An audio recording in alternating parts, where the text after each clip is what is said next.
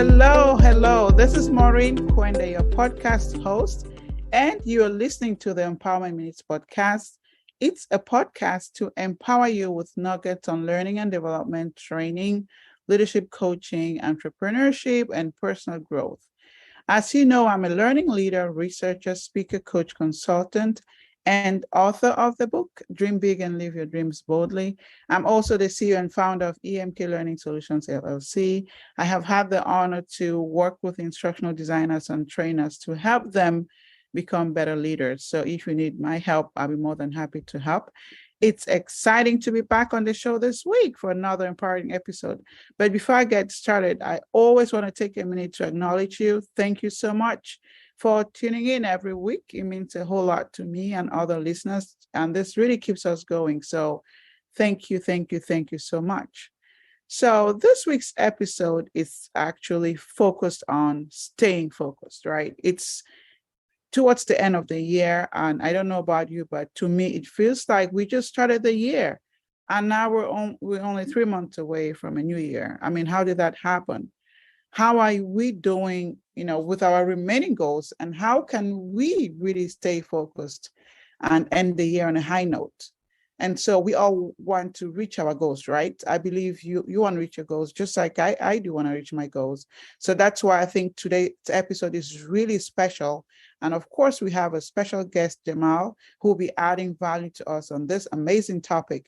So let me introduce you to our special guest, Jamaal Cottrell.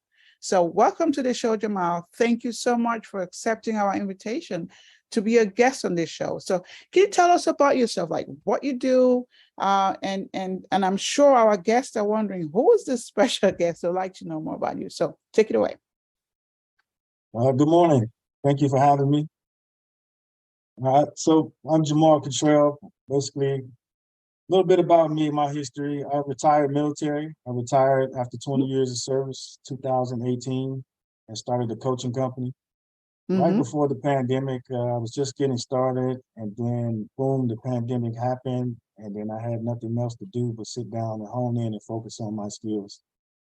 Pretty much what I've learned throughout the military, what I learned throughout life, and how I wanted to use that information and knowledge and channel that and move it forward. And so what I've done is started a coaching company, Limitless Leads Coaching, and that's basically designed for women empowerment and youth development throughout the Black and Brown community. Oh, that's nice. Thank you so much. And thank you for your service, by the way. Thank you so much. So let's get into our episode. So we're only 3 months left in this year. And, the question is it even still possible to accomplish our goals? I mean, most of the year is gone. Is there any hope left? Can you speak to that, Jamaal? Well, there's always hope. I mean, I like to look at it as the glass is always half full versus half empty.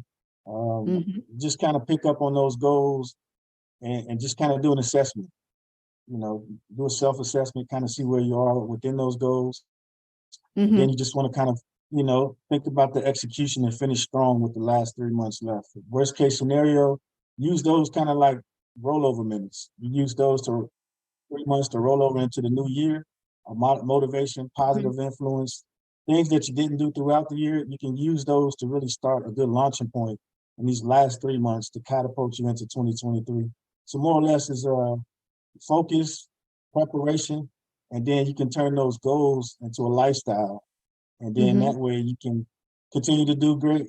Because, Maxwell mentions his goals can be kind of roadblocks and stoppages. So you want to kind of turn that to a lifestyle, not necessarily say a goal and then you reach that goal and then you stop, but just like healthy eating. You don't stop eating just because of the end of the year. You want to get right for January, like everyone starts the New Year's resolutions. So go ahead. That could be one of the goals as well. Just go ahead and focus on that and launch that into the new year. That's awesome. I'm glad you mentioned eating healthy, because that's one of the things I personally struggle with, that I want to make it a lifestyle, right? Because when you achieve a goal, like, you think it's done, but I really like the idea of making it a lifestyle, or even looking at habits that we can form from all of this. So I know that this year might have been rough for some people with the COVID and many things happening. So some of us might have had a rough year and about to give up on the whole year, maybe. But I believe there is still hope, as Jamal just spoken to us. I believe that with God, everything is possible. So, what are some strategies that can help us stay focused and still end the year successfully? One of the strategies is you're familiar, the known to unknown. You know what you've done for the last 6 to 7 to 8 months.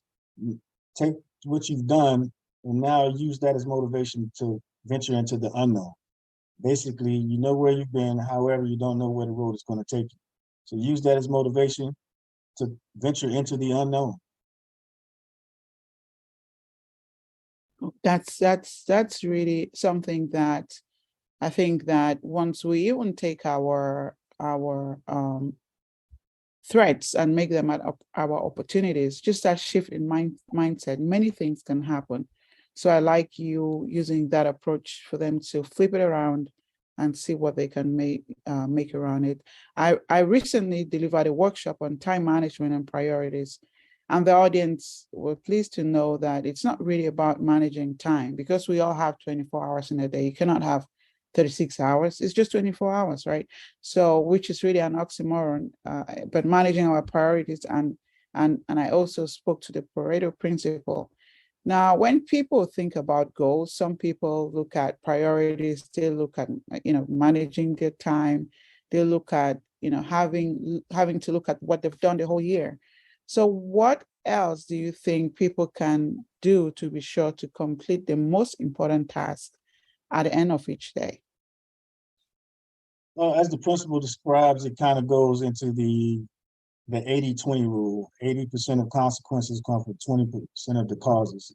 So, and that's something that you said you've talked about throughout your case studies, or you talked about through your time management courses. Yeah, in my workshop, yeah. Was there anything that kind of stood out from your workshops that you can kind of share? From my workshop, and it was specifically tailored to women, they were kind of like thinking, is it even possible? They had a mindset that it wasn't possible, and so having the opportunity to talk to them to understand that if you have 10 things that you have to focus on the most important two, which could represent your 20%. And so when you focus on those two, then that would give you, 80% of investment. I kind of even give them a graphical representation of what I was talking about, and looked at practical examples that as women, even juggling so many things as wives, as moms, we have so many hats that we wear, but we can still, accomplish much by looking at what we have to do, in a day, and then focusing on the most important two. So it doesn't have to do everything, because there's also something like over prioritization. You can achieve a million things all in one day, right? Because that also wears you down. So if you can just focus on just the most important things first, then if there is more time, then you would go into the next one. So that's how I kind of like break it down to help them to see in that, see the picture that way, and then so they don't feel as overwhelmed. Like if you can do two, then maybe you can add one. So it's a community that I really I've been with them for over 8 years, so I know their thinking and I know where they're coming from. So that's how I kind of customize it for them. So I'm not sure if there's anything you wanted to add to help them, because many people still look at goals and tasks daily going hand in hand. And so what else can we do to help them in this area? So I would kind of piggyback off of what you said, and start small, just like again using the goals or the lifestyle, the things that you want to change. You don't want to bite off of too much that you can chew, no pun intended. If you're typically doing two things, and try adding one more thing to your plate. So that way you can get that life balance. That way, like you mentioned, you don't become overwhelmed. You have that balance, because everything in life is about balance. So for the two things that you can do, the next day add one more thing. And then as you continue to go on and you grasp the concept and you can balance those three, add one more. And then as you're balancing those three and you have that fourth, if you're feeling really good and you developed a really good system, add two more. Mhm. Just again, it's all about balance, and then you have to know your limits and your limitations. Yes, absolutely. That's a key point, right? So even know your strengths and weaknesses, they all go hand in hand. And I think another thing that can also make a difference is your values, right? So what you're doing, is that something that you really value? Is that something that you're also good at? Right? Because if it's something that you're focusing on your weaknesses for the most part, you would end up just doing average, versus if you were focusing on your strengths, you just end up being giving the best version of yourself. So I always encourage people to really lean on their strengths, and then also look at the things that they value, because you will give more attention to the things that you value. So do you personally use any technology to help you when you're planning your day-to-day task? And if that's the case, or not, do you know if there's technology that we can use, that the audience can use for this kind of thing? One of the things that I'm trying to get accustomed to using is what you can't get away from is my smartphone. There's so many apps that they have available on the phone. Mm-hmm. Certain things as far as for keeping notes, voice messages, voice notes, reminders, and different things of that nature. Other Mm-hmm. than that, it's just the old school way of write things down on the calendar. But now we don't stay stationary long enough to sit down and look back at the calendar. So you pretty Yeah. much have to use the technology that you have. So why not use the smartphone to make your process smarter? Yes, I believe, and that's one thing that we carry with us all the time. So just find an app. You're right. Personally, I just use a post-it. That works for me. And I carry the post-it with me. Hello, I carry it along with me. Do what works for you. But as long as I can see a reminder or something that I can keep track, and sometimes I even like set alerts on my phone, that would help me not just focusing on the task, but how much time I'm putting on a task. Sometimes you might be putting in too much than you need on a task. That's why I would always love this. When I have like, events, I share like a 15 miracle worksheet where people can learn to put in their task in 15 minutes. Maybe I'll put a template online for anyone who wants to download that. I'll think about that. Yeah. That's a So great idea. yeah, The other thing is they have is the postage. You can also post that on your screen on your cell phone. So now mm-hmm. use the postage digitally versus the old school actual postage itself. So that's something to think about as well. Oh, wow. Okay. See, I'm learning too. Thank you. We all learning. Yeah. Thank you so much. So, what are some struggles that people might face if they're not focused? And what are some additional tips that, they can use to overcome these? Struggles that you may face if you're not focused is definitely lack of motivation. Mm-hmm. If you're not focused, you may not have something to motivate you. Also, if you're not focused, then it's easy to lose sight of your goals. Since that seems to be, the popular thing that we're talking about is goals. Is if you don't focus on what those particularly quote unquote goals are, then how can you Mm-hmm. continue to focus? You can't strive for it if you can't see it. Mm-hmm. Honestly, that's totally on point. And thank you so much for this great tips. And I know you've shared a lot already on this. And thinking about your military background, I would say, you're probably very focused, right?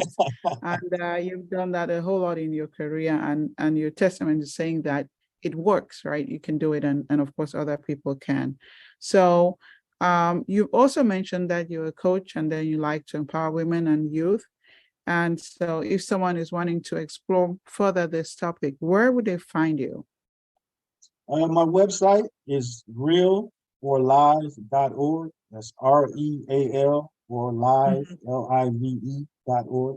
And they Mhm. can set up a consultant appointment with me there. My phone number, my contact information, and my social media information is on there as well. So they can contact me via my website. Okay.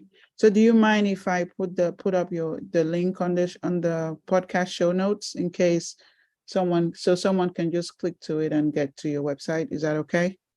Absolutely. I would appreciate that. Okay.